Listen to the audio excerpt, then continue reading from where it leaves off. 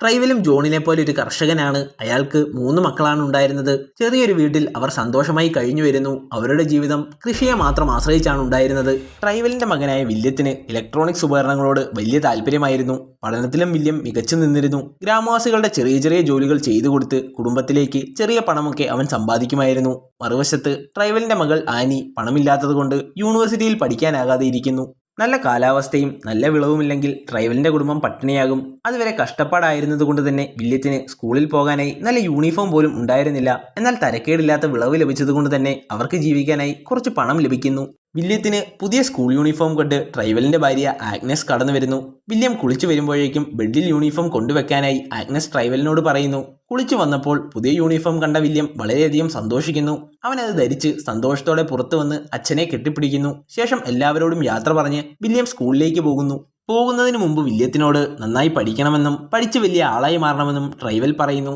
വില്യവും സുഹൃത്തായ ഗിൽബർട്ടും ഒരുമിച്ച് സ്കൂളിലേക്ക് പോകുന്നു.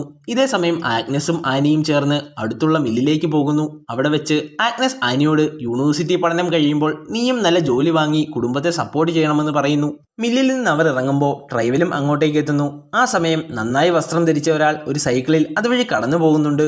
ആ യുവാവിനെ ആനി കുറച്ചു നേരം നോക്കി നിൽക്കുന്നു. അവളുടെ മുഖത്ത് ഒരു പുഞ്ചിരിയും വിരിഞ്ഞു.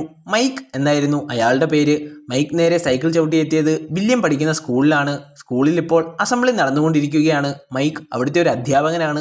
അസംബ്ലിയിൽ പ്രിൻസിപ്പൽ കുട്ടികളുടെ അടുത്ത് ഫീസ് അടയ്ക്കാനായി ആവശ്യപ്പെടുന്നു. സ്കൂൾ ഫീസ് അടയ്ക്കാത്തവർക്ക് ലൈബ്രറി കാർഡ് നൽകുന്നതല്ല എന്നും സ്കൂൾ ലൈബ്രറി ഉപയോഗിക്കാൻ സാധിക്കുകയില്ലെന്നും പ്രിൻസിപ്പൽ പറയുന്നു. അന്നേ ദിവസം ക്ലാസ് കഴിഞ്ഞ് വില്യം ആനി നൽകിയ ഒരു ലെറ്റർ മൈക്കിന് കൊടുക്കുന്നു.